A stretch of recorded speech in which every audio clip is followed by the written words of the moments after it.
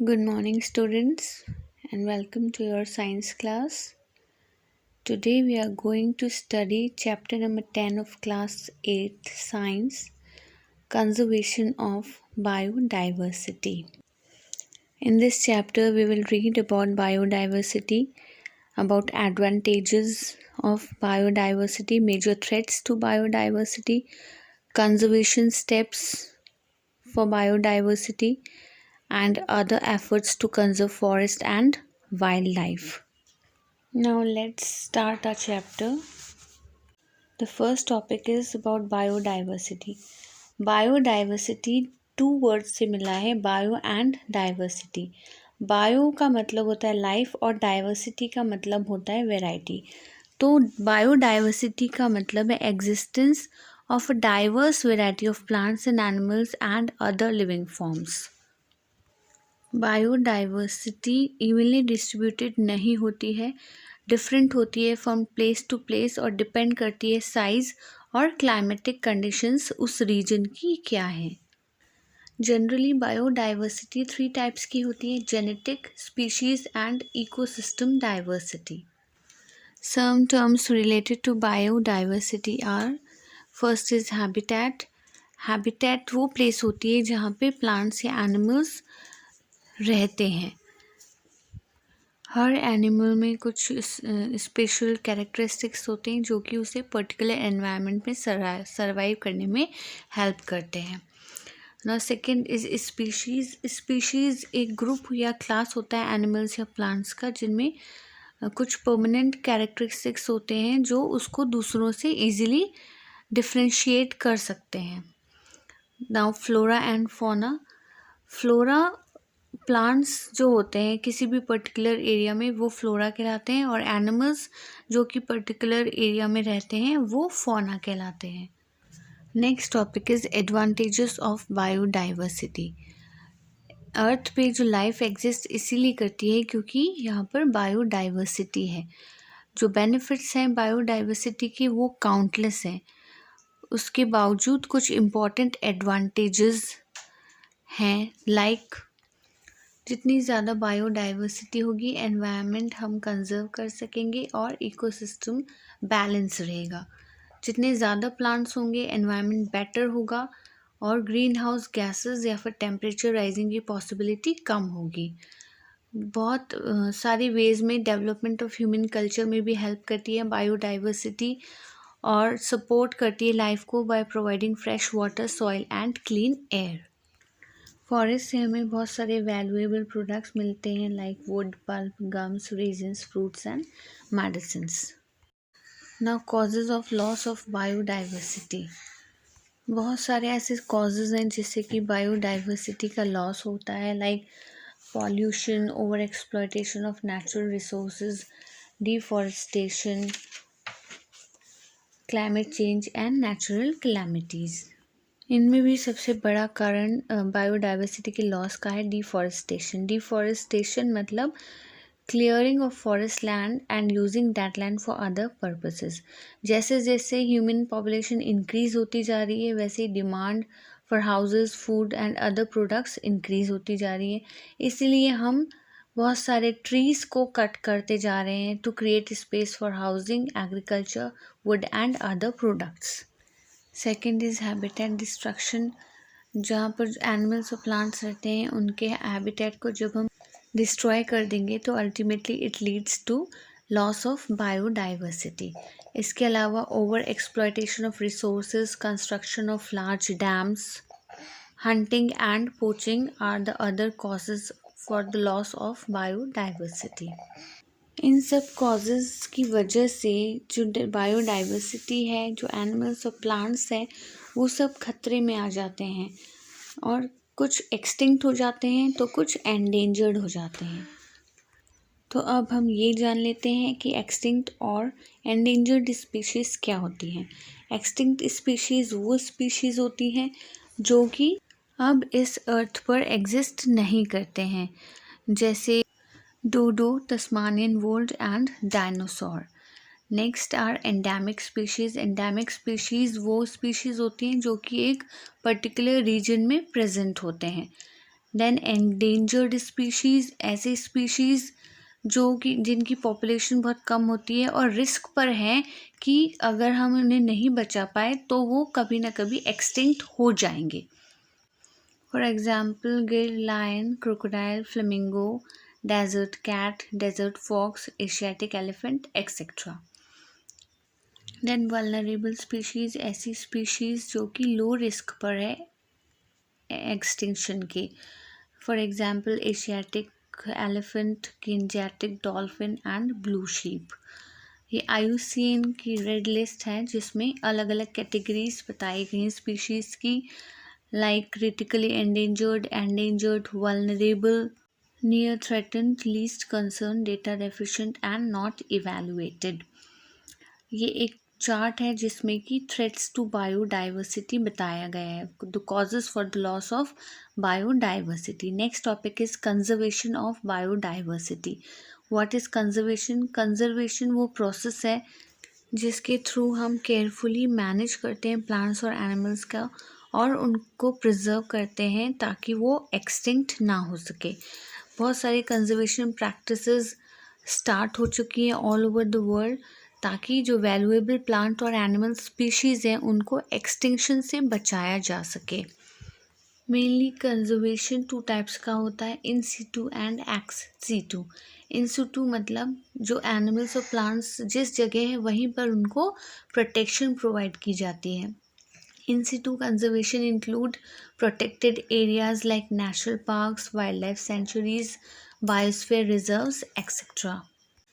Now first is wild life sanctuary. Wild life sanctuary एक ऐसा protected area है जिसमें उस एरिया के वाइल्ड लाइफ, जिसमें एनिमल्स, इंसेक्ट्स, बर्ड्स आते हैं, उनको प्रोटेक्शन प्रोवाइड किया जाता है। हंटिंग और पोचिंग जो है वो प्रोहिबिटेड होते हैं इन दीज एरियाज में। बहुत सारी wild life centuries in different parts of the country और इनमें से जो मेन वाइल्ड लाइफ सेंचुरी है वो है Bharatpur bird sanctuary, Kerala bird sanctuary and Bandipur wild life century. Next is national parks. National park is ऐसा एरिया जो कि स्ट्रिक्टली रिजर्व रहता है फॉर द बायोडाइवर्सिटी। एक ऐसा लैंड होता है जो कि गवर्नमेंट के द्वारा ओन किया जाता है और वही उसे प्रिजर्व और डेवलप करते हैं for purposes of recreation and culture. India में बहुत सारे नेशनल पार्क्स हैं जो कि अलग अलग स्टेट्स में सिचुएटेड हैं। उसमें से मेन है Kanha national park, Corbett national park, Satpura, Kaziranga and Ranthambore national park. India का पहला national park heli national park था जो कि अब जिम कॉर्बेट नेशनल पार्क के नाम से जाना जाता है, which was established in 1935। Next is biosphere reserve. ये लार्ज एरियाज होते हैं प्रोटेक्टेड लैंड के जिनमें कि बायोडाइवर्सिटी कंजर्व होती है और ह्यूमंस भी इसमें पार्ट लेते हैं for the sustainable development of Mankind and the biodiversity. इसमें बेसिकली 3 जोन्स होते हैं, कोर जिसमें कि भी कोई भी डिस्टर्बेंस अलाउ नहीं होता है, देन बफर जोन जिसमें कुछ हद तक रिसर्च और एजुकेशनल एक्टिविटीज़ अलाउ होती हैं, and third is transition zone जिसमें कि क्रॉपिंग और फॉरेस्ट्री, रिक्रिएशन, फिशरी जैसी अदर एक्टिविटीज़ अलाउड होती हैं। Here is a chart showing the main differences between the 3 national park, wildlife sanctuary and biosphere reserves. Now next topic is Project Tiger. Project Tiger is wildlife conservation movement है जो India में initiate हुआ था 1973 में ताकि हम tiger को बचा सकें और इसका मेन एम था कि टाइगर कंजर्वेशन कर सके, स्पेशली इन टाइगर रिजर्व्स और stabilising the population of tigers in India. इसकी वजह से 2008 में there are more than 40 project tiger reserves in India जो कि टाइगर की पॉपुलेशन को इंक्रीज़ करने में हेल्पफुल हुए थे। इस प्रोग्राम के अंडर इंडिया में 9 टाइगर रिजर्व्स इस्टेब्लिश्ड हुए थे ड्यूरिंग द पीरियड 1972 टू 74। ये 9 टाइगर रिजर्व्स थे Corbett, Melghat, Sundarbans, Manas, Ranthambore, Palamau, Kanha, Similipal and Bandipur. Next topic is red list and red data book. Red list एक कंपाइलेशन है जो कि हमें एंडेंजर्ड वाइल्ड लाइफ स्पीशीज़ के बारे में बताती है। जो रेड डेटा बुक है वो इंफॉर्मेशन प्रोवाइड करता है about the population status of endangered species. Red list और रेड डेटा बुक दोनों ही शो करते हैं एक्सटेंशन के रिस्क को, जो कि बायोलॉजिकल डेटा पे बेस्ड होता है। The IUCN international union for conservation of nature and natural resources red list provide करता है about the population size and trends, geographic range and habitat needs of biodiversity. Now biodiversity parks. जो biodiversity को बचाने के लिए biodiversity park बनाए गए हैं। ये क्लाइमेट चेंज को ध्यान में रख के सस्टेनेबल फिजिकल और सोशल एनवायरनमेंट को इम्प्रूव करता है फॉर क्वालिटी ऑफ लाइफ, और ग्राउंड वाटर कैपेसिटी को इंक्रीज करने में भी हेल्प करता है। ये अपने तरह का पहला इंडिया में बल्कि वर्ल्ड में पहला एक ऐसा पार्क बना है जो कि दिल्ली में बनाया जा रहा है with the help of Delhi development authority. इसकी ख़ास बात यह है कि ये कंजर्व और प्रिजर्व करता है दो मेजर लैंडफॉर्म्स के इकोसिस्टम को, एक तो रिवर यमुना और दूसरी अरावली हिल्स। रिफॉरेस्टेशन या एफॉरेस्टेशन ऐसा प्रोसेस है जिसमें हम ज़्यादा से ज़्यादा ट्रीज़ और प्लांट्स लगाने की कोशिश करते हैं। गवर्नमेंट के अलावा बहुत सारी नॉन गवर्नमेंटल ऑर्गेनाइजेशंस NGOs हैं जो कि वाइल्ड लाइफ को प्रिजर्व करने की दिशा में काम कर रहे हैं। लोगों को भी एक्टिवली पार्टिसिपेट करना चाहिए इन conservation efforts by using the resources that nature providers without wasting them.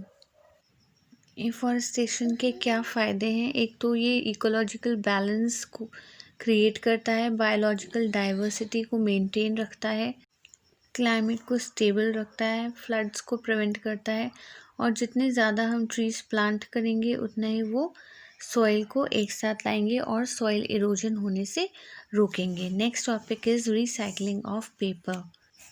Recycling एक दूसरा तरीका हो सकता है जिससे कि हम डिफॉरेस्टेशन को कम कर सकते हैं। पेपर की रिसाइकलिंग करने से हम वेस्ट पेपर या यूज पेपर को नया पेपर बना सकते हैं। इसके कुछ बेनिफिट्स हैं, जैसे कि ये सल्फ़र डाइऑक्साइड के एमिशंस को कम करता है, फॉसिल फ्यूल्स के यूज़ को कम करता है, और लैंडफिल स्पेस सेव करता है, और 1 टन पेपर की रिसाइकलिंग सेव करती है 17 ट्रीज़ को कटने से, और every ton of newspaper recycled lead करता है energy saving. Now last topic is migration. Migration एक सीजनल मूवमेंट है एनिमल्स या बर्ड्स का, ताकि वो अनफेवरेबल कंडीशंस को अवॉइड कर सकें, और ये एक जगह से दूसरी जगह पे मूव करके किया जाता है। काफ़ी सारे एनिमल्स में ये देखा जाता है, और जो बर्ड्स हैं वो भी काफ़ी सारी ये माइग्रेशन शो करती हैं। माइग्रेशन के द्वारा ये क्लाइमेटिक कंडीशंस जो हार्श होती हैं उसे अवॉइड करते हैं। साइबेरियन क्रेन जो साइबेरिया में मिलता है वो ट्रैवल करते हैं बहुत ज़्यादा लार्ज डिस्टेंसेस को, और इंडिया में आते हैं during winters to escape the cold unfavourable conditions. किस वजह से ये बर्ड्स माइग्रेट करते हैं? फर्स्ट, खाने की वजह से, and to disperse their own breed to different regions, अपने बेबीज़ को प्रोटेक्ट करने के लिए, प्रीडेटर्स से पीछा छुड़ाने के लिए, डिजीज़ अवॉइड करने के लिए, या फिर क्लाइमेटिक कंडीशंस की वजह से। कुछ स्पीशीज़ हैं बर्ड्स की जो कि इंडिया में माइग्रेट होकर आती हैं, like greater flamingo, black headed gull, common sandpiper, little ringed plover etcetera. Thank you students. इस चैप्टर में हम इतना ही पढ़ेंगे। I will be back soon with the next video. Till then keep focused and keep studying.